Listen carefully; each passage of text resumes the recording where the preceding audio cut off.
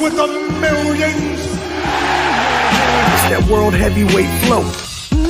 Championship belt wrapped around my waist, yo. I got that Ric Flair figure flow. Slam you on the pavement, that's why they call me street pro. Create heat on beat flow. Like Jordan after the second time he three-peated, folks. Get ready, set, let's go. Fight toe to toe, release the flow created by this mic pro. Lights, camera, get low. Action packed, back to back. In fact, this monster will grow. Y'all better let him know. Man with the master plan, and you have no need to know. Hard like winter cold. Bust these fools, anything less than killing whack rappers is a crime. I stay trying to get mine.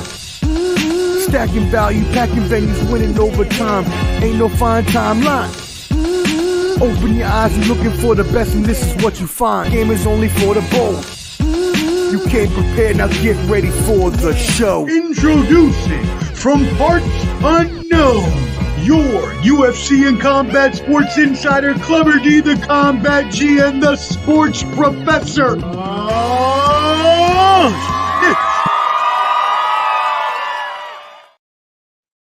That's right. Yeah. That's right. That's right.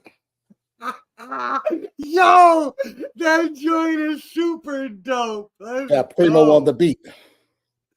All right, welcome everybody. You know who it is. It is Ball and Buds. We are here. Combat Sports Saturday Night Special. You have yo boy, the main event, the main attraction. Put your dukes up, foe. Clubber D, the Combat G. You know who it is, Omar. You know what I'm saying? We're here. We're back. We got a big fight upon us tonight. I'm ready. I got my travel kit right behind me. I'm about to get moving. I'm about to be active tonight. But let's get into these fights, okay? Yeah, I was about to ask you what was behind you. What's in that travel kit, my friend? Oh, back here? Oh, Yeah. that's just I got a half gallon distilled water, and I got my travel CPAP distilled water. So somebody's gonna be unhappy tomorrow morning, okay? So if I leave that half gallon at the nightstand, you know your wife got into something, and it was probably me. But anyways, or your mother, you know what I'm saying? But you know, I'm gonna be active tonight. You know, I'll be up and around. I might be in DC. I might go to Baltimore. I might be in Vegas. I'll be somewhere. But you know, the CPAP machine will be there. We are traveling. If your wife or mother tomorrow, then you know Clubber D was there. It happens like that. It's a cold world, you know. Anyways, what's going on, man? How you be? Before my mic keeps muting itself for some reason. Yeah. Just got back from Puerto Rico this week. We've been swimming in the islands, you know what I'm saying, doing the thing. And now we back to Nashville.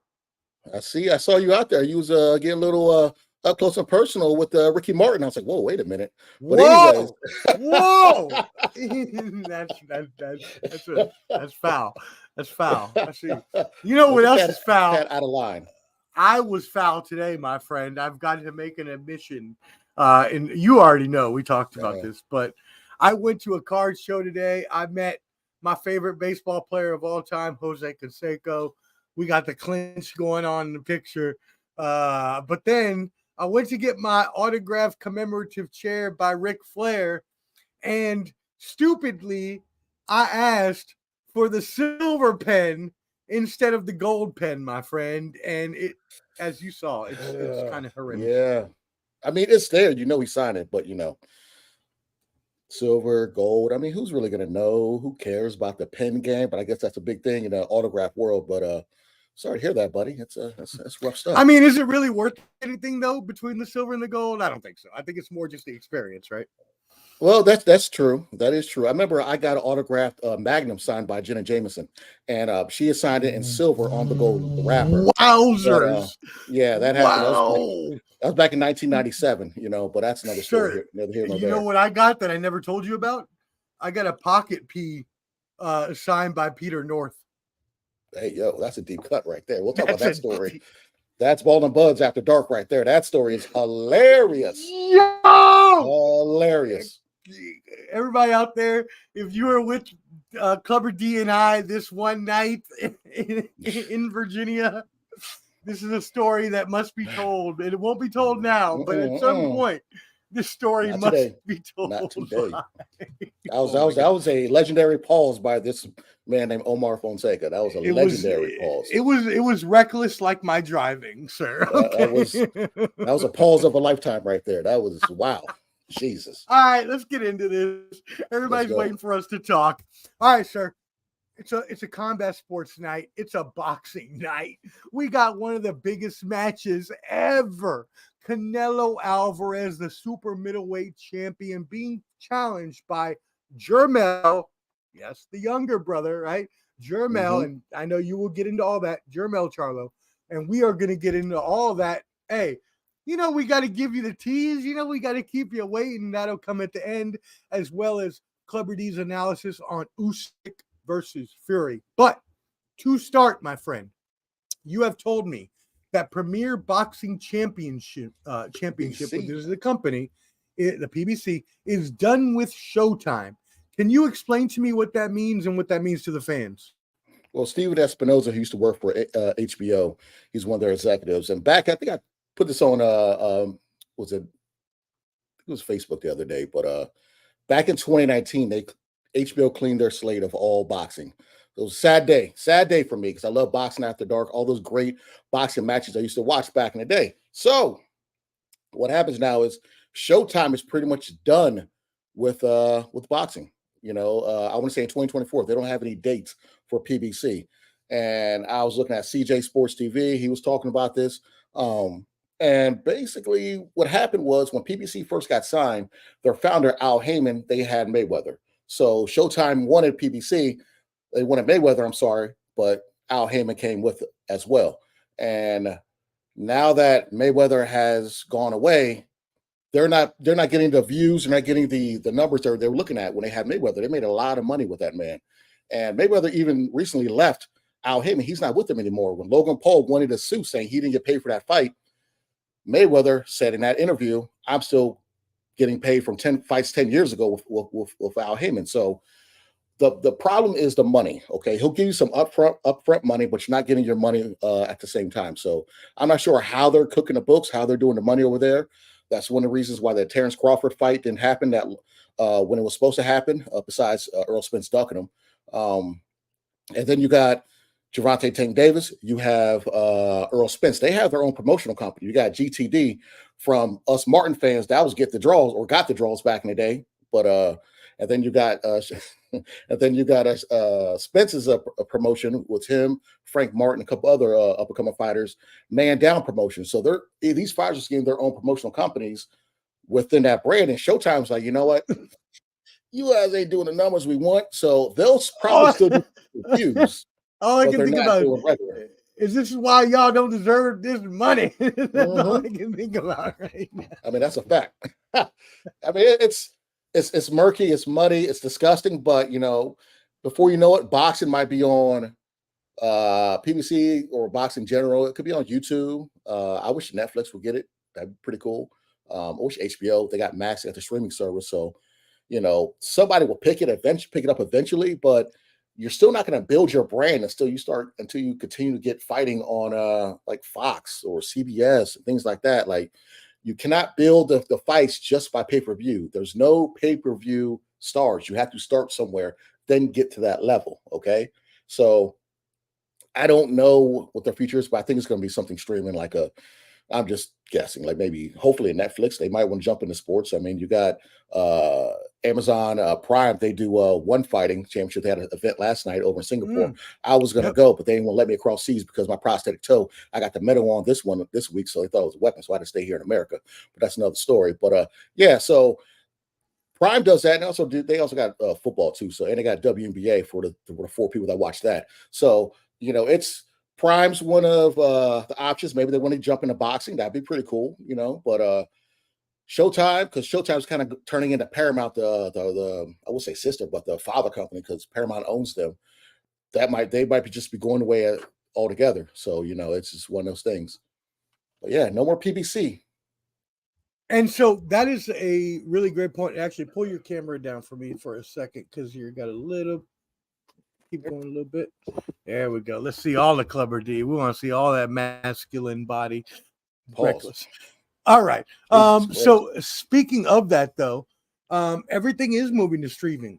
Everything, all of TV is moving to streaming. We know that NFL, the Sunday package is now on YouTube. As you mentioned, Prime had one last night, which, by the way, I'm glad you mentioned because my mom has Prime. Shout out to my mom, and I watched the Hola, fight last Maria. night between the two ladies. Hola, Maria. Yeah, stamp Veritex. Yeah, so that was awesome that I was able to watch that for free on Prime. So now that we mentioned all of these streaming services jumping into the game of not only cable TV but sports in general, you got Hulu out. Hulu does sports and all that stuff.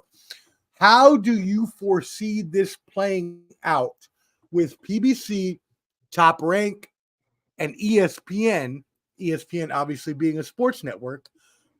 Along with all of the other streaming networks that are coming along. Do you foresee anything playing out?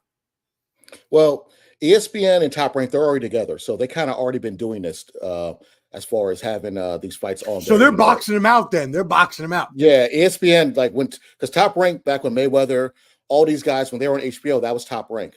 And then when HBO dissolved their boxing, Top Rank picked it up, and along with Golden Boy. So Golden Boy was on Fox. You see a lot of Fox Sports 1 with Golden Boy boxing with Oscar De La Hoya's group, and they have some good fighters there. But DAZN works with Golden Boy, so their fights will be on DAZN as well. Like Virgil Ortiz or Zapata, they'll be on DAZN because DAZN's pretty good. They're losing money, but they're like up and down because they have that European market right now. So PBC's right. If Showtime drops them, they're going to be with nobody. So of course they said they'll do their pay-per-view. So any big network can get a pay-per-view. Like Fox used to put on pay-per-views with PBC. So Showtime can still say, hey, this is a Showtime boxing pay-per-view. But as far as their up-and-coming fighters that would fight Friday nights or your fight on a Saturday night, those are going away. So where are they going to fight at? Where's the up-and-comer or the people like a Frank Martin? Where are they going to fight? Or Jose Benavidez, David Benavidez's brother. Where are they going to fight? So it's one of those things. And Showtime has been around forever because I know you are a veteran. I was going to say Showtime has been around forever. I know you're a veteran. I know you watched the old HBO After Dark, the old Tuesday night fights. I know you're a veteran of all USA. Of that. Showtime has been forever in this game. How would that affect boxing if Showtime is not there? When HBO went away with boxing and kind of like the pendulum swung a little bit to Showtime, that's where Mayweather fights, Keith Thurman, Danny Garcia, PBC was working with them and Fox as well. So those fights were on TV and on Showtime. So they were putting on semi-decent fights. But the problem what PBC does is they don't want to fight anybody that's not in-house. They don't want to give any other organization money besides their own. So that's why you got somebody like Earl Spence who doesn't want to fight Crawford, where they disrespect the WBO and other belts because their fighters don't fight under their banner. That ruins the sport. That's kind of, if you do that, you're kind of isolating your fighter. And then also in activity, these guys fighting once a year, twice a year. No, you got to keep fighting at least 3 to 4 times a year. Canelo stays active. You know what I'm saying? So you got to look at it like this. You got, I saw a meme, and memes are deceiving because you can say it was who's the best IBF champ, and it was Earl Spence had the belt for 5 years, and then it was Tito Trinidad. Felix Trinidad had it for 5 years, and it's like who was a better IBF champ? Trinidad fought like 12 times in 5 years, right? Whatever. Come on, Earl Spence fought like it was like 5. Like so, like it's deceiving. I saw one about Dak Prescott and Jalen Hurts or someone. I'm not gonna name his name, but I was like, come on, bro, situations. Come on, what are you talking about? Dog, but anyways, that was one of the worst reaches I've ever seen in my whole life. Yeah, it was like a T-Rex trying to reach into a tree. Like, what are you talking about? Like, you watch stats lie, okay? Stats lie, okay? Situational. Come on, bro. Like, I love your flow, but damn. I'm dead. I literally. Jesus. Oh, you cut out. See, I'm gonna buy you a wireless mic. Can you hear me now? There you go. I'm gonna buy you a wireless mic. I begin too crazy with my mic. You're right. I got to calm down with my mic. But Flo got me with that one. Shout out to my boy Flo. By the way, the bottom line. Check us out. Check them out. Yep, Sundays at 7:30 Eastern, and then we have a new show coming out. I know we switched to Mondays, y'all, but I got a new teaching gig, so we got to go to Tuesdays. So we're moving to Tuesdays. But when Flo posted that, I had to respond. I was like, "This is ridiculous." Hey, the bottom line, if you guys aren't checking out the bottom line, something's wrong with you. It's some funny, great, good insight, and just don't mind all the homework Cowboy stuff. But other than that, if you missed us roasting Jake Montoya for his Broncos, you missed out on one of the funniest things I've ever seen. Woo! That being said, my friend, let's move on. Shakur Stevenson has been in the media a lot lately, talking about how Frank Martin was not the A side, didn't deserve the money that he was asking for. He also is going to schedule the fight Edwin De Los Santos. So, can you tell the fans, not me, can you tell the fans why this fight fell apart, and also what is next for Shakur Stevenson? Well, Shakur Stevenson, he's basically the new boogeyman, okay? He's the boogeyman of that division. Don't nobody want to fight him. It was going to be for a WBC belt because Devin Haney's moving up to 140. He wanted to fight Lomachenko. Lomachenko said he needed more time, this, that, and third, but then Lomachenko was going to fight Kambosa early next year. So he went to Zepeda. Oscar De La Hoya was basically like, Zepeda's young. We're not ready for this type of fight yet. Kind of stashed him away. So basically a duck. Wanted to fight Pitbull Cruz. Pitbull said, we don't like elusive fighters, basically black fighters. The duck. But Pitbull might be fighting Gervonta Davis, which would be a dumb fight anyways, part 2. So now he wanted to fight Frank Martin. And Frank Martin, they've been beefing for a while. They don't like each other. Like I said, Frank Martin, he is one of Earl Spence fighters. He's a PBC fighter. His last fight he fought, it was pretty close. He knocked the dude down in the 12th, but Frank Martin's a hell of a fighter. I'm a big fan. And the fight was going to happen. His last fight, he made, they said, around over a little 100,000. This fight, he was due to make around $1 million. And they were going to fight when the Grand Prix or whatever that was going to Vegas that weekend. They text each other, like Shakur said. He agreed to it.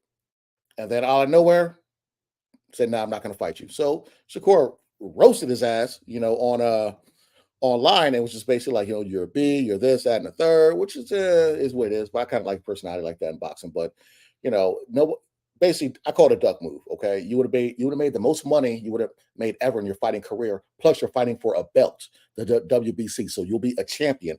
Why are we in this if you're not trying to be a champion? Okay, make money, be a champion. So he ducked him. And now he's fighting the youngin you mentioned, who was kind of out of shape. The last picture they took, because he was in I think Dominican Republic. He was back home celebrating his brother's birthday, and took a picture of him. He looked hella out of shape, and it was gonna be like an 8-week boot camp for him to get ready. So Shakur should win that fight, but this man he's constantly ducked by everybody. The Haney stuff, that's a separate issue, but when it comes to everybody else, Gervonta Davis included, they're ducking him. You know what I'm saying? Nobody wants to fight him. Yeah, he's the future. Edwin De Los Santos is the one you're talking about, and I can attest to going back home and getting chubby because your grandma is feeding you at 5 a.m. when you don't want to wake up and eat.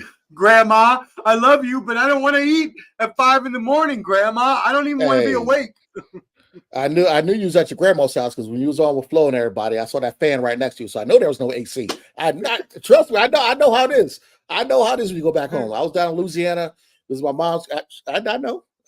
Dog, you get out of the shower and you just start sweating. Yeah. And I'm like, well, what was the point of taking a shower if I was just going to start sweating again? Like, you'll see the devil in the corner fanning himself. Like, damn, bro, you hot too? Like, it's one of those things, I'm telling you.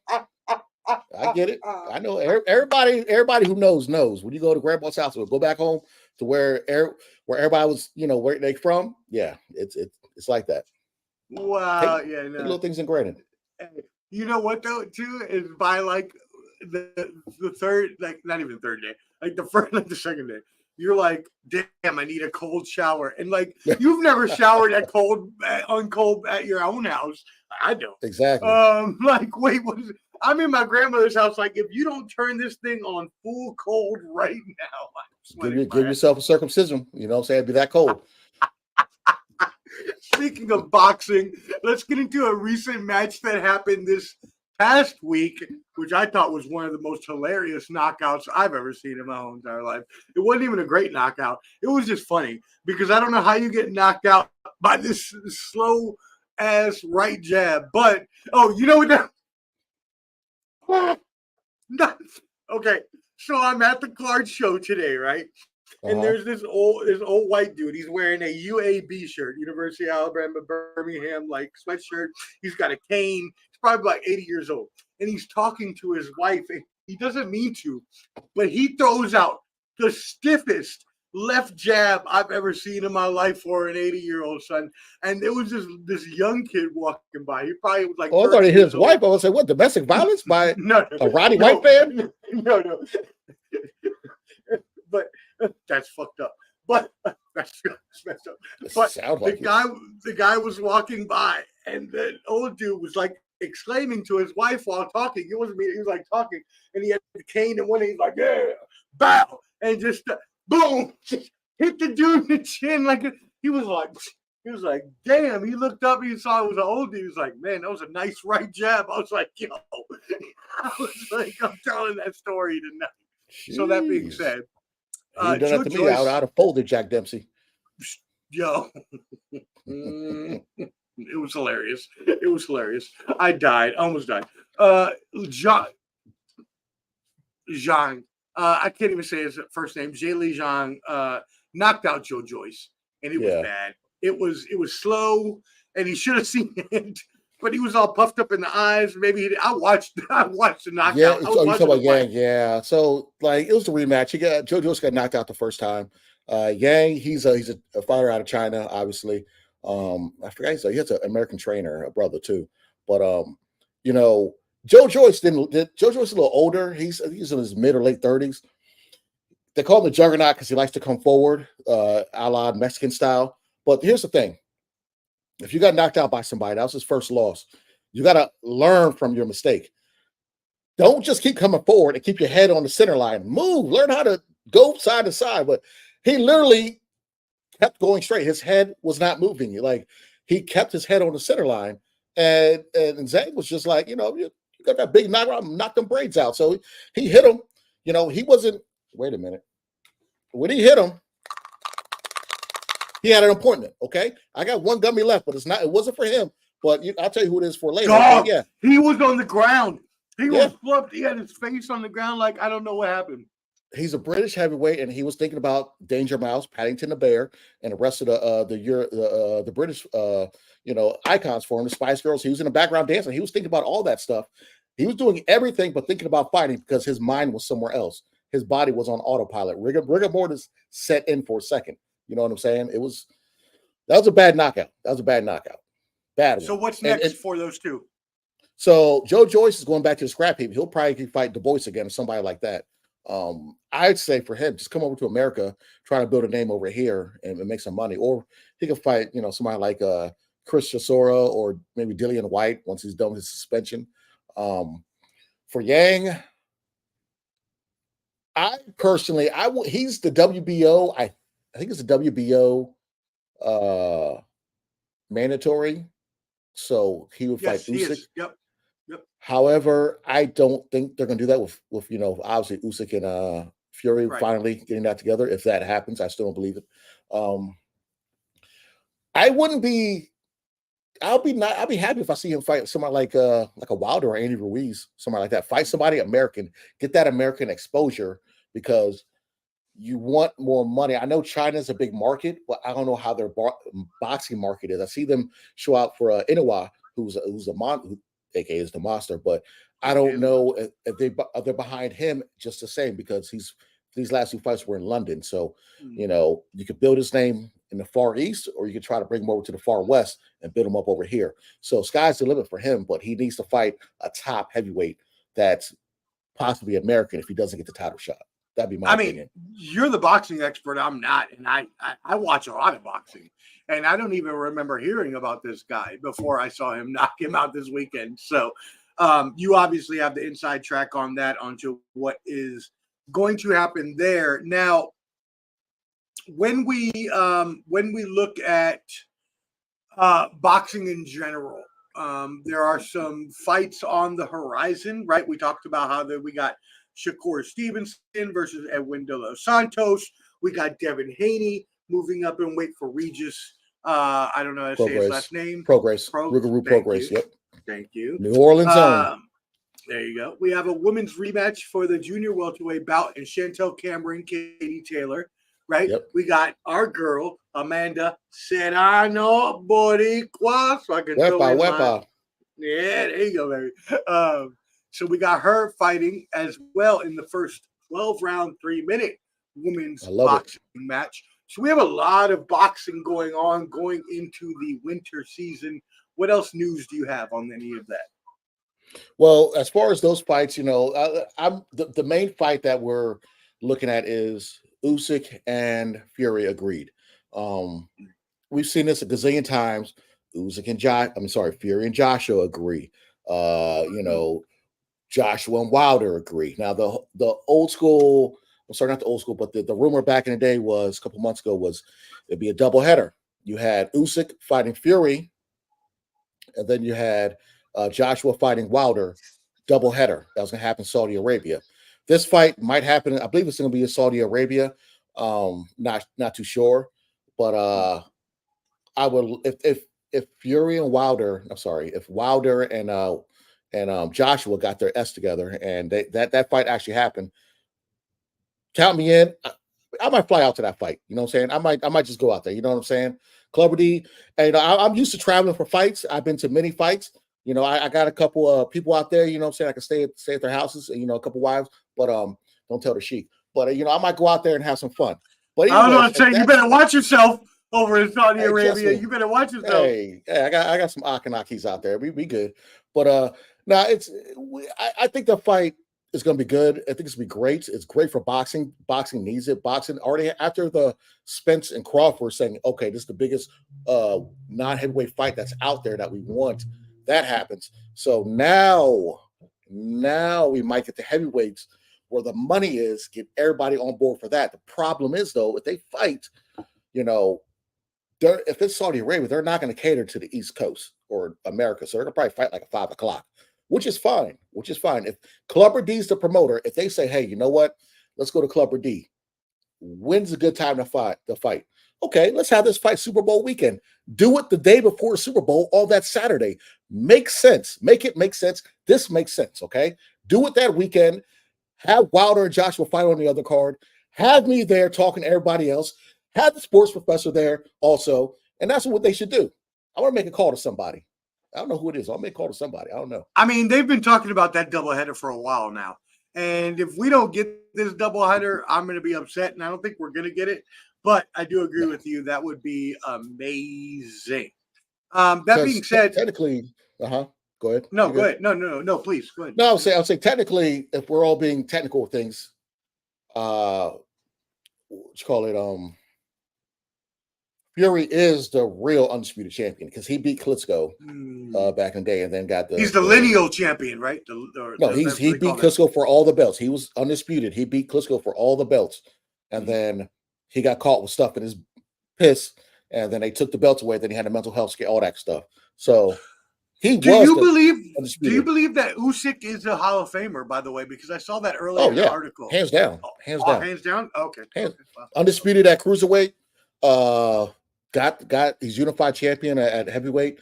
He just needs one more belt to be undisputed. Yes. So this heavyweight boxing match is pretty much the biggest one we've had since like Lennox Lewis and like Mike Tyson's or Evander Holyfield, right? Belt wise, Tyson Fury would, or whoever wins would be considered the greatest heavyweight of our generation, right? Is that true? Tyson, or is that not true? It's weird because we have some good heavyweights. It's hard to see how it stacks up compared to like Lennox was phenomenal. Tyson had his run. Holyfield had his run. Riddick Bowe had a short run. We ducked Lance Lewis like a sucker. we've been blessed to have Sure some did. really good heavyweights in this era. It's hard. I love to play match. Like someone asked me, well, who would want to fight if Tyson Fury would have fought Mike Tyson? I'm gonna say Fury. Tyson has the power. Don't get me wrong. Yes, but Tyson's like 5'10", 5'11". Fury is 6'9". Let's be clear, and he knows how to box. How is Tyson going to get in close? He couldn't get in close with a 6'5" Lennox Lewis. How the hell is he going to get close with a 6'9" Tyson Fury? So let's, and that's the same. And so that's a great point that you bring up. And so let's go ahead and bring that into, and I know we'll do this in the future once the fight comes. We'll do a show on Usyk versus Fury. But as a preliminary, Usyk is about 50 pounds. I mean, Fury is about 50 pounds heavier than Usyk, and probably about 4 or 5 inches taller than him. So couldn't he just do his normal, I'm going to weigh on you, I'm going to clinch you, I'm going to hit you with body shots and things that hurt until you wear down? Or is Usyk a good enough boxer in the pocket to be able to move and duck those sorts of things? So Fury's a hell of a boxer. So those tactics work on certain fighters. He won't be able to do stuff like that. I remember when he fought Stephen Forbes and Otto Wallin, active, shorter. I say shorter, but I mean active, shorter fighters, even though these guys are like 6'4", 6'5", taller, shorter than him, give him trouble. Like he got knocked down by Forbes, I believe, when he fought in America. And Usyk, I personally feel the reason why this fight's been stalling is because he knows Usyk can touch him. He can touch that, if necessary, pause. He can touch that chin. You know what I'm saying? Yeah, it was out of line. He could do that. So I honestly think Fury has the best. I mean, not Fury. Usyk has the best shot at beating him. Usyk has the talent to beat him. Okay, it's gonna be boxer versus boxer, and he hasn't had that happen in a long time. Wilder, when he fought Wilder, I think the second fight or first fight, I think it was the second fight, Wilder came in at like 217, and Fury bulked up to like 280, 290 on purpose. Wilder's a string being 6'7". He's a tall dude. Fury, like 6'9", is still taller, but if you're coming in that light, and this man is coming in, you're 217, he's coming in 290. What are you gonna do with that? He's gonna lay on you. Sir, so, do you have some like road racing going on outside? Bro, it's Fast and Furious. If I could put out road spikes for everybody, like I cannot stand these people. Like I'm sick of this. That's all Minnieville. You hear that? That's Minnieville. That's every Minnieville? Friday. And yes, that's every Friday. People who live in Woodbridge, y'all know what I'm talking about. Every Friday and Saturday, these freaking Toretto, whatever his name is, from Fast and Furious, they going up and down. I'm sick of them, man. I put them spikes out. I'm sick. If you have, this is coming from Clubber D. If you have a muffler that is modified, okay, your mother doesn't like you, your dad doesn't like you, nobody likes you, you're loud, you're inconsiderate. I don't want to hear your muffler. I don't want to hear you downshift. I don't want to hear none of that, okay? If your car is one of those cars and you do that, I want to meet you and I want to kick you in the elbow because I'm tired of hearing that. God. All right, let's carry on. God, Fast and Furious. Ooh. I must agree because, and I told my dad this, one of the things that pisses me off the most, and I realized I was a kid at one time, I did stupid shit like this, but I live downtown, and these fools, this dude at like 3 a.m. this morning was revving up his car to no end and just like doing donuts like back here somewhere. I'm like, really, dude? Like, I get it. You're trying to be cool. It's 3 a.m. Like, there's a whole bunch of people watching you. Like, no, I know, Flo. I know. We feel like the old man on the cloud, but I don't need you revving up when I'm trying to do stuff. I don't care. I was hanging out with the homie Marcus Tijuana Jack. I was hanging out at his crib, and there was kids playing basketball, and they were loud at night. We're sitting smoking cigars, talking, and I was like, dude, they play loud like this all the time. He's like, yeah, man. I was like, hey, I ain't gonna lie. 8 o'clock, I'd open my door. Hey, y'all gonna turn this shit? Y'all gonna shut this shit up? Wrap it up? Let's go. I don't care. I'll do that. Let's go. I'm old. I gotta work. Shoot. 9 chances out of 10. I know your mother too. It's 9 chances out of 10. But anyways, go ahead. Shout out to him knowing your mother. Shout out to us getting old. Shout out to noise being annoying sometimes. And also shout out to Marcus Tijuana Patterson, who runs a boxing gym. Can you shout out the boxing gym?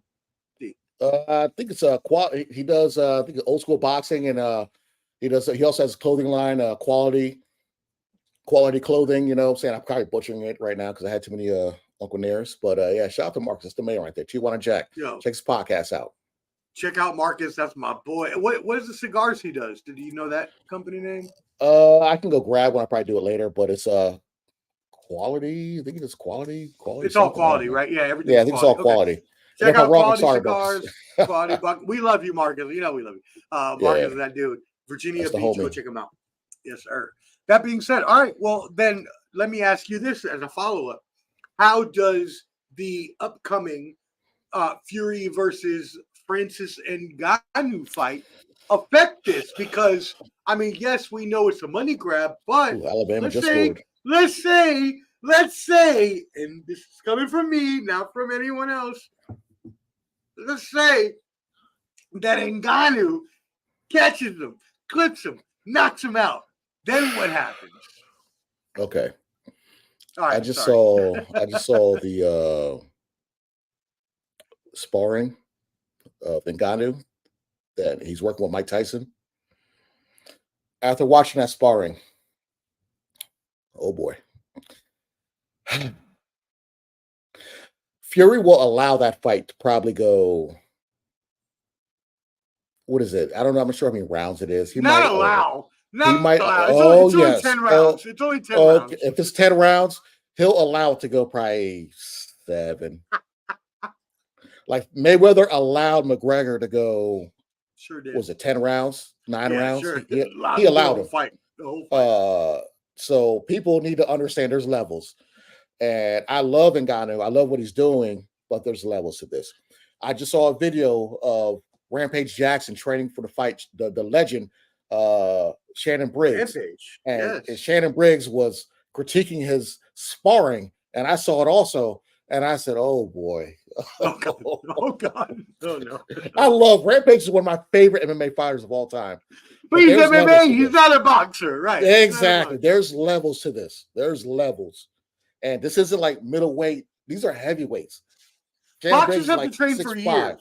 Boxers have to train for years. It's like the punching he was throwing, his feet, generating his. I was like, oh man, this is that. When I saw Tyron Woodley spar for Jake Paul, I remember who did I say? That's Josh Brown. Josh somebody.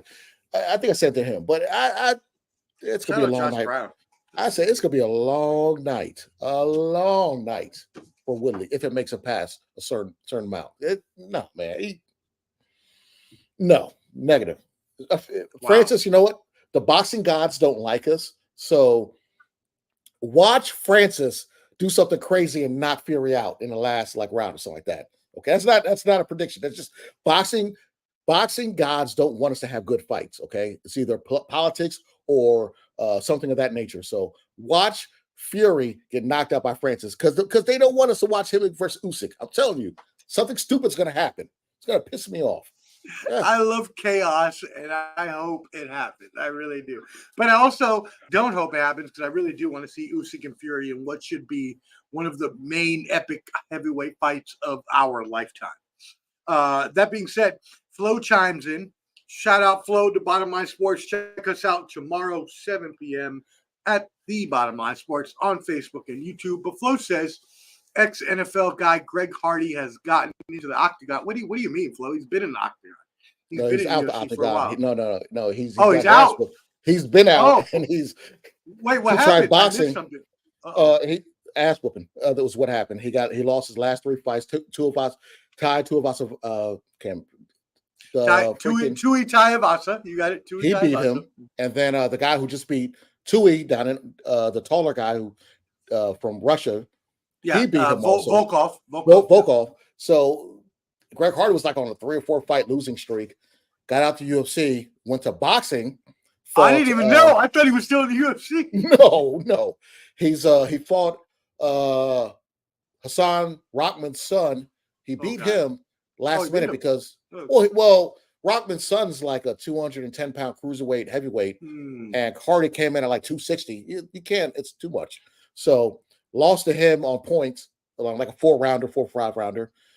boxed again, got knocked out, went to bare knuckle, got knocked out viciously recently. Oh God. So Greg Hardy is like, I don't know if he's going back to boxing or bare knuckle, but when he got knocked out on bare knuckle, that was bad. Like that was rough. That was really rough. Really rough. So you get knocked out in bare knuckle and you want to go back for more to UFC? Like, dog, you weren't even good in UFC. He did get that one lucky knockout. Yeah, I mean, well, here's the thing with UFC and boxing, things of that nature.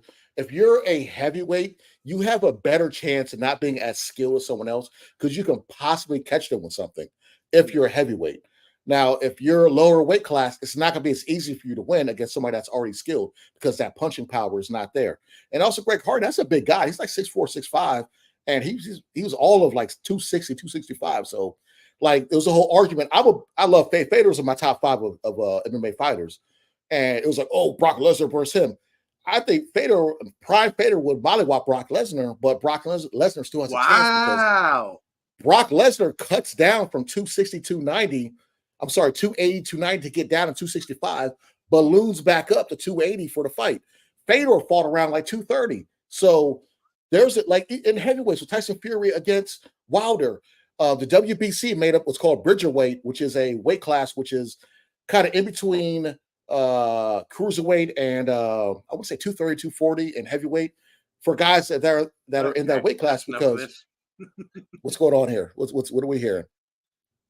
Oh no, I'm laughing at them making up another weight class. No, keep going. Oh, sorry. Yeah. No. Well, they have to because if I'm a fighter and I weigh 220, is it fair to me to fight somebody that's 280, 290? You know what I'm saying? Does happen in the other weight class. When does heavyweight become heavyweight then? Well, there's heavyweight, then there should be like super heavyweight. Okay. You know, because I meant to tell you this. When I flew to Puerto Rico, I watched an old IFC championship. Do you remember IFC, the International Fighting Championship? Yeah. I'm sure you do.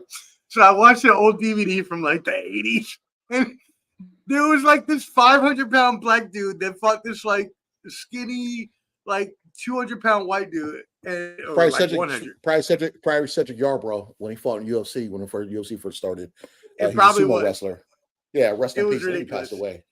But yeah, I mean, there needs to be weight class. There needs to be weight class. Okay. And so IOW Sports, real quick, D's, you can chime on this. Shout out Mar, shout out Mel, Nick, and everybody at IOW Sports. Go ahead and check them out. Those are the boys. They say boxing is different from MMA. Totally different skill set, just like you were saying. Hand and feet work from a good boxer can be hard for an MMA fighter to emulate. So for them, it feels like they're being handcuffed. Can you explain more on that? Yeah. So for an MMA person being handcuffed or a boxing person being handcuffed, vice versa. Both. I mean, the MMA cannot be a boxer because they can't emulate. Because when you're MMA, you're thinking of different angles, somebody taking you down. So you're not thinking when it gets into boxing. Because so only one I can see that's transition that does both is Clay Collard. He fights in the PFL and he also boxes as well. And I believe he's fighting in the PFL championship, which is going to be in DC Black Friday. We'll talk offline about that. But he's actually done boxing and MMA, and he's semi good at boxing. But the problem is, it's hard to come from boxing to jump into MMA because you're used to your stand-up. You're used to somebody just punching at you. You're not used to somebody taking you down. You're not used to somebody kicking you. That's why James Toney didn't work. I mean, it takes, I would say, probably like even Carissa Shields. When she got taken down, she was a fish out of water, and when she fought in PFL. So, yes, you have the ability stand up. If you're a heavyweight, if you're anybody that can punch hard in boxing, you have a chance in MMA. Small chance, but you have a chance in MMA. If you are an MMA fighter going to boxing, regardless if you have power or not have power, you don't have the same chance. It's not the same. So for boxers transition to MMA, they have a better chance of that. Transition from boxing to MMA, no, it's not there, So awesome. That's the big difference. That's tremendous. Thank you for that. We appreciate that. And so, good question. Shout out to them. Shout out IOW again, Mar, Mel, Nick, IOW Sports. Go check them out. They're amazing. I love them boys. All right. So what about Flo says super heavyweight? Can they be a super heavyweight division? Can they make something like that? They did, but no one cared about it. It's like Butterbean, like kind of Butterbean, higher weight class. But they're not going to do that unless because there's no real big skilled fighters weighing over 300 pounds that are fighting that anyone cares about. Butterbean? So, what happened to Butterbean? Age. He's like 50 something. He's old. I need Butterbean to come back with some knockouts. That's what I need. And Georgia just won. So shout out to Canteen. Georgia just won. I mean, the fact that you said Georgia just won is more concerning to me than anything because, I mean, they should win every game. So, Canteen, you know what? Georgia sucks. How about that? Boo! No, I'm sure. All right. Anyways, all right, we'll move on. So, before we get into the biggest fight of the night that everybody is waiting to hear on bated breath, what kind of breath should they have, Dion? I mean, hopefully it ain't hot. Hopefully it's not hot. You call me Dion. It's fine. I sure hopefully did. It's not hopefully hot. It ain't hot. So, Leon is what I meant to call you, Leon. You call me Leon Dion. It's no, it's okay. People know Leon I'm Dion. It's fine. Oh, God bless. We have broken the third wall. We have done I know, right? Hey, you know what? In the wrestling world, they say it's or boxing or entertainment, it break the third wall when you're looking in the camera and telling the folks, you know, hey, we're real people too. You know, he has a name. Clubber D is not actually Clubber D in real life. I know his real name. Y'all can't. We ain't gonna give it to you again. You better rewind and hopefully you find it. You know, ain't giving governments out here. You know what I'm saying? Fine. I'm 6'2", 200 some pounds. Come see if you want to. Let's go. That being said, all right, Leon, excuse me, I meant to say Leon Edwards is fighting Colby Covington. How in the good hell gracious does Colby Covington, who I haven't heard about in at least 4 or 5 years, how does he get a championship fight? This is effing ridiculous. There's a lot of layers to this onion, okay? Now, okay, yeah, Colby Covington. And before I even get to that, let's talk about Bilal Muhammad, who has been on excuse me, when the bullshit comes up, talk about Colby Covington, it always messes me up. So Bilal Muhammad has been on a tweeting tear. Yes, he's been on a TT. I don't care if it's X, but I'm going to call it Twitter because he's been tweeting recklessly, and I love it because I'm a petty person, and he's been petty with the UFC, okay? He said, and this was back on, I got it on my notes right here. This was back on the 19th of September. How does somebody get a title shot when their last win over an active UFC fighter has been 1,926 days? And that was Rafael dos Santos. That was the last person on the roster that Colby Covington beat because he beat, Robbie Lawler, Jorge Masvidal. Those guys are gone. They weren't even at the top 10. They're all retired now, aren't they? They're all retired. Get out of here. Colby Covington is 2-2 in his last 4 fights. Okay. Lost to Usman twice, beat Woodley, beat Jorge Masvidal. So how does he get a title shot? I'll tell you how I feel. Because Bilal Muhammad tweeted this also. Do you remember the build up to the Masvidal Covington fight when he was talking about Masvidal's baby mama, talking about his daughters? And they got into a fight. They got into a fight in Miami. But guess what? Apparently, those charges have been dropped. Those charges have been dropped. He has a title shot now. Exactly. You know what I'm saying? If you get that Dana White treatment, if you get that good old boy Ron DeSantis, go Trump, pro Donald Trump treatment. He got the Donald Trump treatment. I'm not knocking his strategy because I'm not trying to be political. Who cares? But when that happens, what's going on? Now, Bilal Muhammad, remember the name because Muhammad, he's a prophet. He's 9 out of 10, 9 wins out of his last 10 fights. The only blemish is a 1-no contest when he was poked in the eye by the current champion, Leon Edwards. Okay? So you're telling me a man that's been active, won 9 of his last 10 fights, can't get a title shot, but then Colby Covington can get one? What's going on there? What's going on? I'm not gonna lie, I'm super pissed. I've been pissed about this the whole time. Like, I don't believe that, and I know Dana White plays his favorites, and there is no politics here on the Ball and Buzz, by the way. If you're talking to Clubber D and I, you should both know that we both hate politics. We hate politicians, left and right. We think they're all corrupt, and we both have the same opinion, so I know I can speak for Clubber D. And it doesn't matter who you like. But if you get that Donald Trump treatment, if you get that Ron DeSantis treatment, if you get that Dana White treatment, well, then, hey, you have to be a little Caucasian or at least a little leaning towards that side. Hey, put like this. Hey, Omar, name somebody that gets the, let's say, non-cancel treatment when you can slap your wife on TV and not get canceled. Even though it's self-defense, I'm not going to knock that. But if I would have done that, I've been under the jail. Look, so what happened to Kareem Hunt. Shout out to KK, and you know who I'm talking about. Shout out to K Raz. You know who I'm talking about. If and I understand and she was the one that used to tell us this the best. If you were going to step up and hit someone like a man, you are going to get hit back like a man. And I'm not saying that it's deserved. I'm not saying it's right. I'm not saying that I would do it.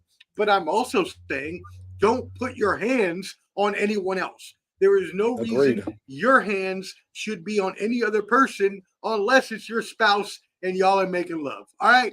That's it. That's true. That's true. And shout out to everybody with the CPAP machines. If you're doing your job the right way, she'll have a CPAP machine. That's another story. Let's keep it moving. Wow. I think you just made an out-of-breath sex reference, but I'm not quite sure. I'm going to have to grasp that and come back to it. That being said, you put that ass to sleep. That's what you did. Okay, never mind. You just said it for me. IOW said he's trying to, I'm not sure if this is Mar or Mel, but they're trying to get that Deshaun Watson treatment. Clubber D, you know all about that Deshaun Watson treatment. Hey, I put it like this. I was all in Deshaun Watson's favor because, if the lawyer going against you is neighbors with your owner and you're beefing with your team at the time, it's collusion going on, okay? Just because you get a massage and a little something extra. Now, some of those text messages were a little suspect to me, but I'm not going to get into that. But I'm a Deshaun Watson fan. I rock with him, you know what I'm saying? Just fix your hairline. But other than that, he's a good dude with me. But you get massages like he does, don't you? No, I don't pay for them. So I don't know if they're like, he pays for his. I don't pay for my massages. My massages are usually a prequel to what's going to happen later on. Because when I go over so many houses, how do you pay for? First of all, how is a $1 billion athlete do you pay for massages, right? And this is actually, you know what? Now that I'm thinking about this is not anything that was ever brought up. But first of all, how are you a $1 million athlete? You have massaging within your own team facility. Why do you need to pay for other massages? Well, do you want Sal massaging you? Do you want Angelique massaging you? That's a come on. I don't want. But Sal what do you want Angelique to do with your massages? Hey, this is a PG show. You know what I'm saying? We're not gonna get into that realm right now. But Deshaun Watson did, and you know what? Stay tuned for more on that and the Ball and Buzz. That being said, we're always out here. And the next time we will be out here, that is a great segue before we get into our final topic of the night. Clubber D, the Combat G, and yours truly, the Sports Professor. We will be back with you October 21st, UFC 294, my friend. We will be back for that. So 3 weeks away. Y'all go ahead and make sure you join us. Same time, same bat time, same bat channel. That being said, UFC 294 is going to be a barn burner, which we will bring to you later. It is going to be Makhachev. So we'll get into that. But for tonight, Islam. Let's get into it, dog. You know what it is. It's the biggest fight of the night, the biggest fight of the year. Woo, there's a lot going on tonight. I don't know about biggest fight of the year. But it's big. I'm trying to hype it.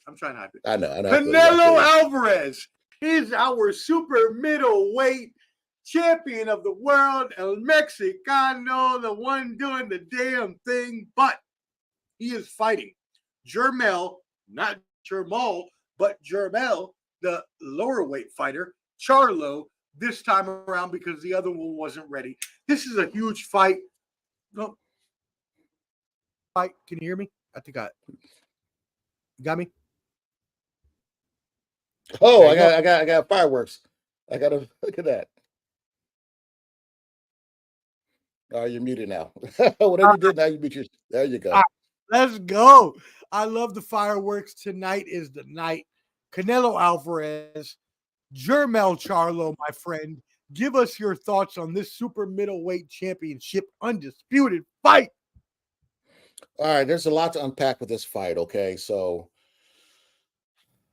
I'll take this deep breath because I'm a Canelo fan, kinda. But let's call a spade a spade. You're fighting somebody coming up from 140, 154, I apologize, okay? So Charlo is moving up 2 weight classes. Canelo's 168, undisputed, even though you're ducking Benavidez. Charlo, 154, undisputed, but you ducked Tim Tszyu. Charlo also hasn't fought in a year. Is coming off a hand injury that he didn't have surgery for, okay? So you're asking somebody to come up 2 weight classes, hold on this weight, and then fight the top dog. Now, before I even get into that, let's talk about past times where this happened, all right? So you got Mikey Garcia when he fought Earl Spence. Earl Spence allowed him to go 12 rounds when Mike Garcia came up from 135 to 147 and lost every round at Jerry's World, Texas Stadium, okay? You also had Kell Brook coming from 147 going up to 160 fighting Triple G at that time. Well, Triple G beat that tail so bad they threw in a towel round 4. Another one, you have Amir Khan. He didn't move up as much, but he still moved up to 155, a catch weight, to fight Canelo at 155 and went to sleep at 160. Went to sleep in the 6th round. So what I'm trying to say is, in boxing, if you have a smaller guy moving up, the bigger guy is generally gonna win. Now, there's been differences in that. There's been times where the little guy has won. Look at one of my favorite fighters of all time, Roy Jones Jr. When he moved up and fought John Ruiz, strategically, he fought the correct heavyweight. He didn't fight Lennox at that time. He fought John Ruiz, a smaller heavyweight, when he moved up from light heavyweight and beat him. He outpointed him. And that kind of ruined Roy Jones' career because Roy Jones was never the same after that fight. He was never the same. So you got this fight. We got 2 undisputed fighters fighting, but you got this man moving up. Yes, Charlo is the bigger man. Yes, his frame, everything about him reeks, oh, he's the bigger guy, but he does not fight at this weight class. When Amir Khan fought Canelo at 155 at the catch weight, he said Canelo came in weighing as much as a cruiserweight. So regardless of how you feel about Canelo, he is the bigger man. The bigger man is fighting the smaller man. Now, Bernard Hopkins said this best with this fight. Can Canelo still be the high-level fighter fighting the smaller guy? Can he get him out of here as quick as possible? Now, that's where the fight styles come in. Canelo, obviously, is a Mexican fighter, so he's going to come forward. Charlo likes to fight small. So that means he's the bigger dude. Like when he fought Castano, he fought small. He wants to get in these firefights. You do that with Canelo, you're going to sleep. Rock-a-bye, okay? What's left of that hairline might be off. He might be just like me. So he cannot fight like that. He's going to have to outpoint him if he wants, like fight him like Bivol did. Bivol's a hell of a boxer. You got to outbox Canelo. Be the bigger guy. Get in the pocket, come out the pocket, hit him from different angles. Can Charlo do that? Can he be disciplined to do that? We haven't seen that yet. This whole leading up to the fight, Charlo's like, oh yeah, I look up to you, what I'm saying? I look up to you. You're a great fighter. Bro, you're 2 months older than him. How do you look up to him? Calm down. Stop deriding him. Tell him you want to fight him. Tell him you want to beat his ass. Do stuff like that. I'm tired of these boxers deriding each other, okay? I like old school boxing. Okay, that's why I posted that thing the other day on Facebook of James Toney talking about Nigel Benn and Eubanks talking about, saying I whip both of y'all's asses. You guys are from London. All they do is they can't fight number women over there. Okay, Charlo, tell me to go knock a freckle off. Okay, tell me to knock the cinnamon out of his hair. You know what I'm saying? Do something like that. Don't kiss his ass.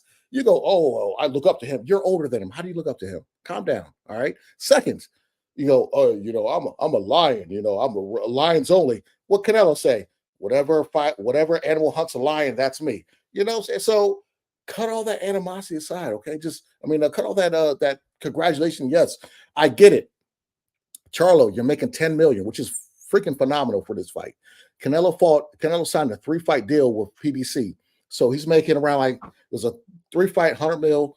So he's making like 3,300, whatever a fight.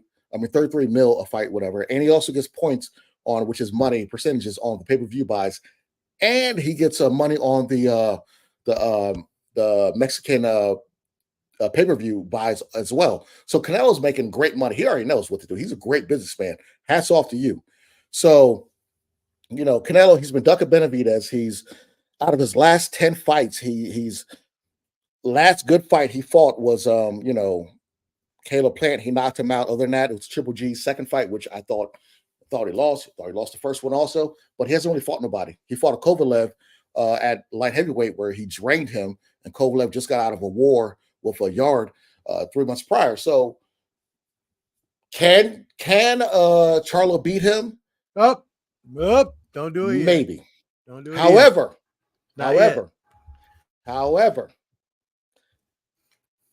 I'm going to do the Clubber caveat first. Oh, okay. We're going to have a caveat to this.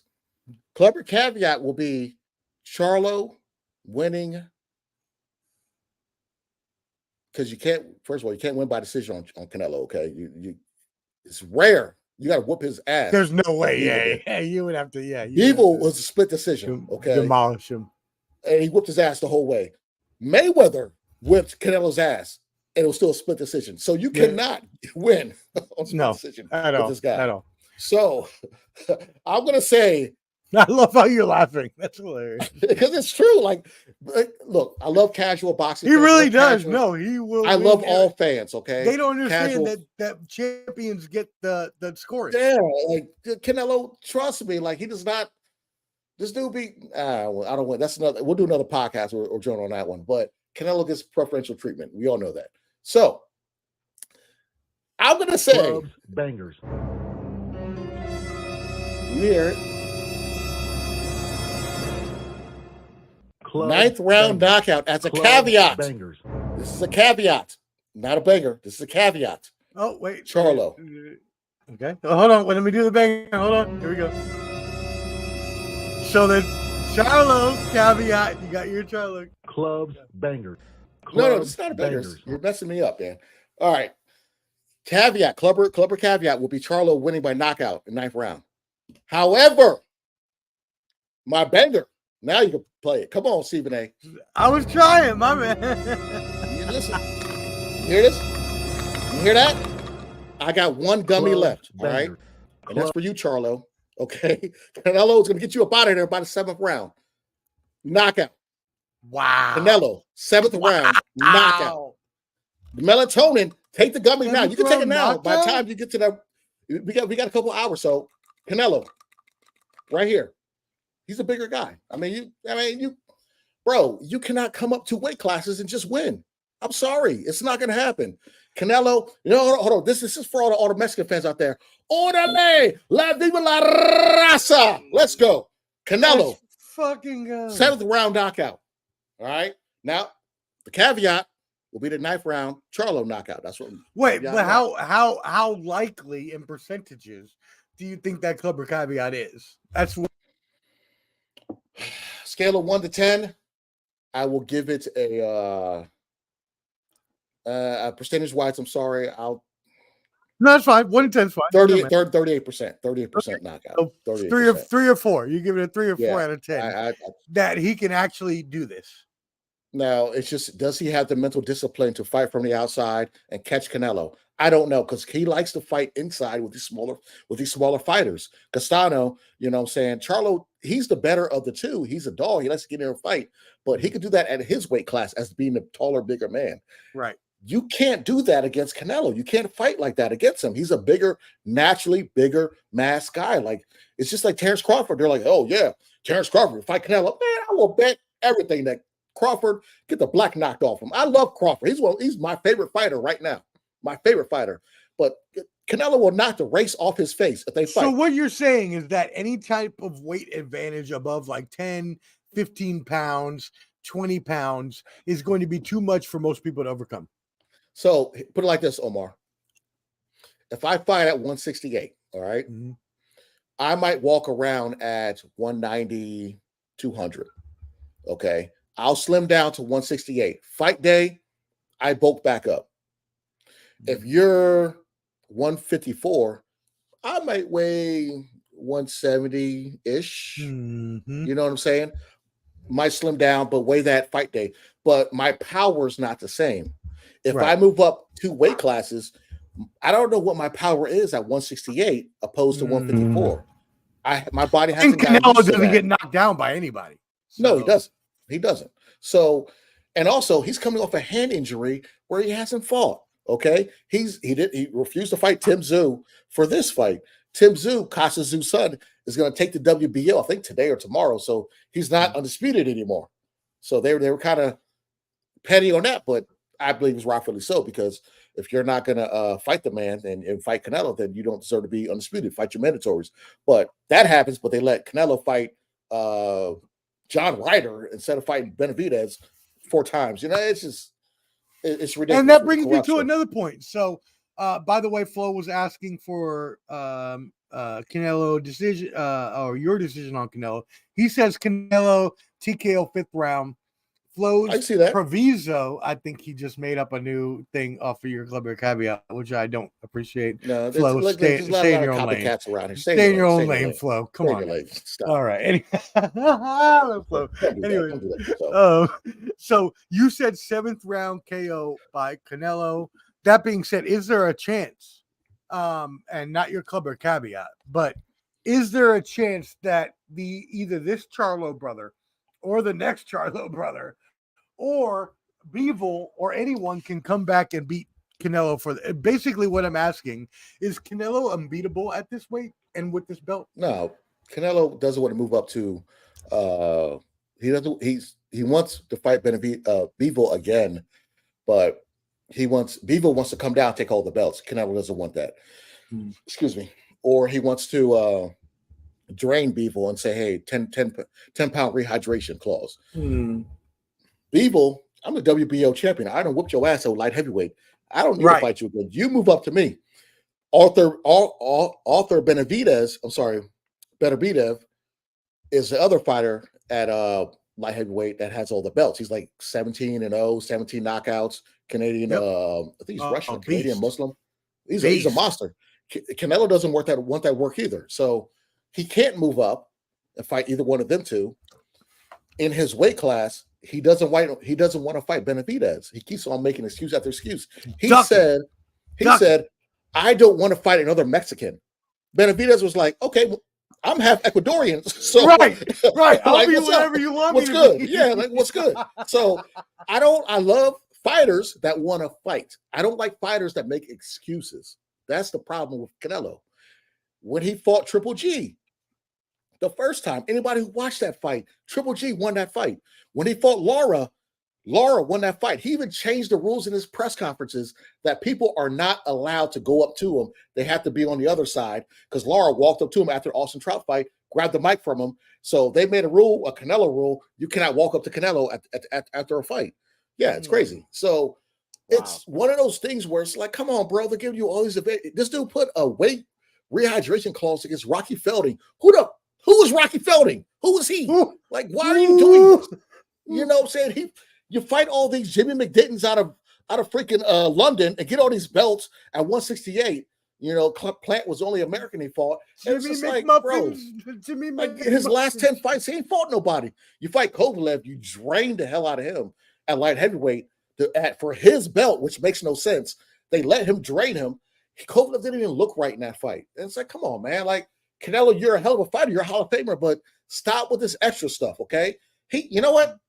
Canelo might be a Cowboys fan because it's always they bring up some random stuff, some random issues. Like Canelo, he might, you know what I'm saying? Let's not get it. He did fight Billy Joe Saunders.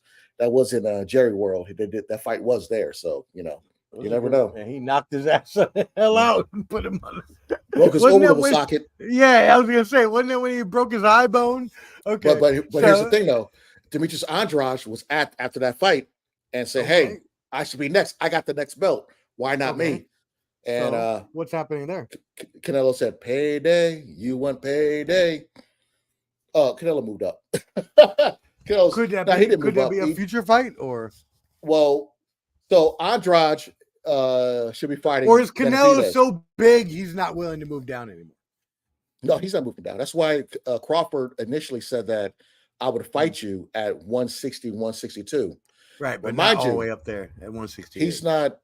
He could do 168, but he said he'll do it. Well, I'm like, don't do it. That's crazy how boxers can do like they can establish themselves at 5 pounds under, but like 5 pounds over, it's like, that's just crazy how that works. Pacquiao's a 7-division champion, and Pacquiao did that also. Okay, so when Pacquiao fought Miguel Cotto, he didn't fight him at 147. He fought him at 145. Catch weight. Yep. Drained. We were there for that, weren't we? We were there for that. Yeah, we were there for that. I think we were there. When De La Hoya fought Pacquiao, Freddie Roach saw the IV in his arm, the mark saying, "Hey, this guy had to rehydrate. Get on him. He's slow." That's why he knocked him out in 2 rounds. Okay. When Mayweather fought Canelo, instead of 154, I'll fight you at 152 because Canelo could barely make 154 after. So just those 2 pounds make a difference. Yes, sir. It does and why also is that? Why is that? Because all right, if I fight at 160 and I'm busting my ass, starving myself just to make 160 for one day, just to weigh in for 10 seconds, okay, I got to go the extra mile just to get 1 or 2 more pounds. Okay. Wow. I do that. Yeah. And then you say, you know what? Rehydration clause. You can't go over 10 pounds the next day. So that's what Canelo does. That's what Mayweather did. That's what these top fighters do to kind of, cheat the system. I'd be pissed. How are you going to tell me what I can't eat the day after I weigh in? I weighed in. I did what I had to do. No, you're not going to tell me I can't. Well, you got people like rest in peace, Arturo Thunder Gotti, who would weigh in at 140, 135, and he come in fight day 25, 30 pounds over. So there needs to be some type of, like Brock Lesnar at UFC. This guy 265, he would get to 262, 264 to under the limit, and then come in 280, 290. That's a lot. That's a lot of weight. That's a lot of mass. So. And I get where they're coming from. Yeah, and I know that we're ending the show, and I want to preface this with everyone watching that we Clubber D and I, we love everyone. We love you all, no matter shape, size, or form. That being said, do you think that there should be a catchweight division within the boxing community? Should there be a catchweight provision, for that should be contracted for everyone that's going through this? And also, and we have to talk about this because there's a lot of boxers coming to the world that are trans boxers, right? Okay. How do we deal with the trans community boxers? Like, do we have a certain weight limit that everyone can meet? Do we have a guy-girl division that everyone can meet? And I'm not asking you for your professional opinion. I'm just asking you as Clubber D what you feel, because this is coming on and this is something that needs to be discussed. Okay, so for starters, your first question was the catch weight. Okay, so there are a lot of catch weights. When Ryan Garcia fought Tank Davis, that was at a catch weight of 135 because Ryan outgrew that division. So I don't mind catch weights. Like when Canelo fought Amir Khan, that was at 155. 1 pound over the actual limit if I don't hit this microphone. So I don't mind a catch weight if it's agreed upon. My problem is if someone's coming down, don't drain them so they can't rehydrate to a certain extent. Got because it. that means your diet goes on after when you weigh in. So for that, yes, catch weights are cool, but they need to be agreed upon. I mean, I think Chad Dawson and Andre Ward. Oh my goddamn, Andre Ward! If he didn't get hurt, man, that's one of that best fighter, great fighter. So Andre he also Ward was fought. amazing. Oh, he was the man, just a shoulder injury, SOG, son of God. And if you guys watch Ray Donovan, that's loosely about Andre Ward, the black son. Is it That's really? the black dude, the son. That's loosely his dad was a I G. didn't know that. Like, Oh, yeah, geez. yeah. Okay. His dad was a white guy from Boston. And he was in Wasn't a that on mob and all that HBO? stuff. Was that on HBO? Showtime. Showtime. Okay. Goes back to PBC we were talking about. But oh, is it all connected? It's all connected. It's all connected, Omar. Why don't you realize, yeah, Omar? Everything is connected. Yeah, exactly. But Andre Ward, you know what I'm saying? He fought Chad Dawson, I believe it was a catchweight when they fought cruiserweight versus light heavyweight. But regardless, I don't mind catchweights. I don't mind Flo says give people 3 days after the catchweight weigh-in and no last minute weigh-ins. What do you think? That wouldn't work, because if I'm weighing in on Thursday, then I fight you on, and then I gain like 40 pounds. Yeah, that's not going to work. That's not going to work. That can't happen. Old school way was weighing in same day as fight, and then you fight. You know what I'm saying? So that's how it should be. I mean, I would think. I don't know. Well, it's kind of like we look at things like the sunken face and how they react. Like Earl Spence was drained when he fought Crawford, but and he again, got his ass whooped. Yeah, that's true. The guy's ass whooped. But again, if you have, let's say you have a 12-week fight camp, you know what I'm saying, or 16-week fight camp, get your ass in gear, stop going to day parties, stop partying, start training. Okay, so it's all about priorities. Your priorities. So Flo says just no more catch weights then. I agree, but certain fighters will want them. Like how? Yeah, you have to if you're going to have certain fights between. If you want, catch weights are only for super fights. So I would say for me, when Canelo said Amir Khan, instead of fighting Triple G, everybody was ducking at that time, I'll fight you at a catch weight. Man, screw this dude. He's coming from lower weight class. Get him out of here. Catch weight should be beneficial for both fighters, not just for one.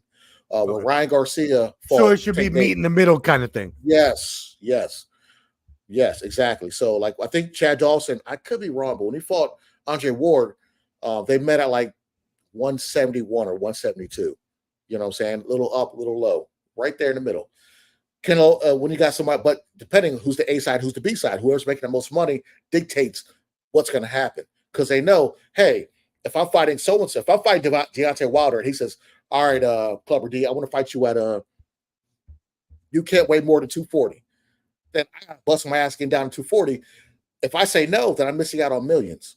You know what I'm saying? So it's a sacrifice in this, but Roy Jones Jr. was one of the illest, and he was just like, you know what? I don't care if someone's doing steroids. I don't care what weight class you are. I'll fight you. If I can beat you, I can beat you. But fighters aren't like that now. Roy Jones was that dude. They're more strategic, you know what I'm saying? Like, you got Pacquiao, who's a 7-division champion, yes, but like Marvin Hagler, if you're known for fighting smaller dudes, Hagler's the man, but Hagler fought a lot of welterweights at middleweight, though. You know what I'm saying? Sure did. Roberto Duran, if they had that rehydration clause when he fought, he wouldn't fight. I mean, if Roberto Duran would not party as much, he'd be one of the top. Well, he is one of the top fighters of all time, but his problem was he partied too much when he wasn't fighting. He liked to go on.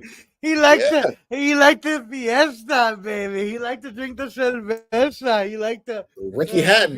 They used to call him Ricky Fatten. You know what I'm saying? Like Ricky Hatton would balloon up after his fights and get really big. Why is it that boxers always like to party? I mean, we all like to party. Why do boxers like to party? So they got the money, right? Well, you gotta understand, it goes to caveman style. You know what I'm saying? Like, women like strong men. Yep. Guys that beat people up. Yep. Yes, the women so if you get a bunch of women come at you, then you're gonna be, saying it's just one of those things, it's I won't say laws of gravity, but it's just, it is what it is. I love the old school talk that we're having right now. I wish we could go to the prehistoric times. That being said, we cannot, because it is 6:30 at night and Central Time, which means it's 7:30 at night Eastern, which means that the Canelo and Charlo fight will be up in a few hours here. So, my friend, what are your final thoughts to let our fans off for the evening? Like I said, I think it was 7th round I gave Canelo to rockabye, put Charlo to sleep. But my clever caveat would be Charlo by knockout. It's the only way he'll win. Only way he'll win. 9th round. You know what I'm saying? But it's going to be a good fight. We've never seen 2 undisputed champions. I just hate the fact that he's moving up 2 weight classes. Check us out, man. It is what it is. You'll get my recap. What am I doing? Recap Monday, Tuesday? But bottom line. Check out the bottom line, man. If you guys are tuned, if you made it this far, I appreciate you. All right. I mean, if you made it this far, thank God. If you made it this far, I appreciate you. An And hour and also, 20 minutes. Thank you. please email us. Let them know where to email us at, Omar. Ballandbuds at Gmail. Ballandbuds at Gmail. If you want to send any questions to Clubber D, the Combat G, for his combat, we're going to make this a regular. It is a regular already. Combat Sports Saturday special. So if you have any questions for Clubber D, make sure you send that to ballandbuds, BALLANDBUDS at gmail.com. And that being said, shout out to the Bottom Line Sports. Clubber D will be on. Not tomorrow. Tomorrow we have our Sunday show, y'all. Catch our Sunday show at 7 p.m. for the Bottom Line. But Monday, we will have the star. Clubber D is our star, reviewing all of the boxing and MMA from this weekend. So catch us Monday night, 7:30. And then after that, I'm going to teach y'all. So we're going to move to Tuesdays. I just want to let y'all know that now. I know that has not been announced, but Bottom Line is moving to Tuesdays. Because I have got a new teaching job on Monday and I cannot perform on Monday. So that being said, I will be watching on the football. Good recap on Tuesdays. Good recap. Exactly. Yeah. No, you get Sunday with us Sunday night. We're going to recap all the football. We're going to preview the Monday games, and then Tuesday we're going to review everything, all the football, all the college, and then we're going to give you the MLB. Don't worry, the MLB race is heating up. Everything is heating up. You got Clubber D, the Combat G. You got the Sports Professor. We are here. We love you. Fans, subscribe. Smash that subscribe button on YouTube right now at Ball and Buds. Go ahead. YouTube, Facebook, etc. My man got the distilled water. Check us out at Bottom Line Sports on YouTube and Facebook. Go ahead, D. Sign off with your distilled water, my friend. You know what I'm saying? It's the Combat G.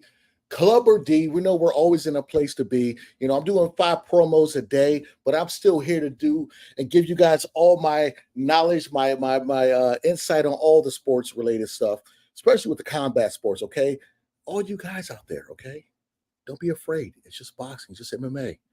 Okay, it makes us men. Tune in. And also, hey, Omar, you know what?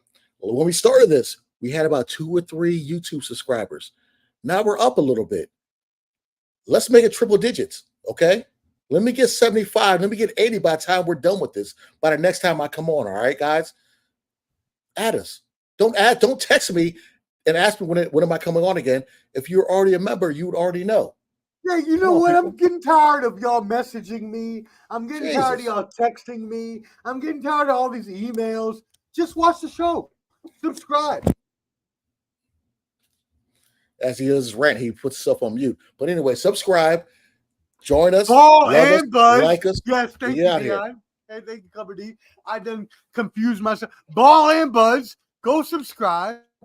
The Bottom Line Sports. Go subscribe, and you wouldn't have to wonder when we're coming on. What you would get is this Clubber D, the Combat G goodness. That being said, my friend, sign us off and we're out. Hey, I appreciate everybody that tuned in this far. If you tuned in for 5 minutes, 2 minutes, 3 minutes, 1 minute, 8 minutes, at least you tuned in. But thank you very much. And all the haters out there, your fingernails are dirty. No one likes you. But anyways, Ball and Buds, we out.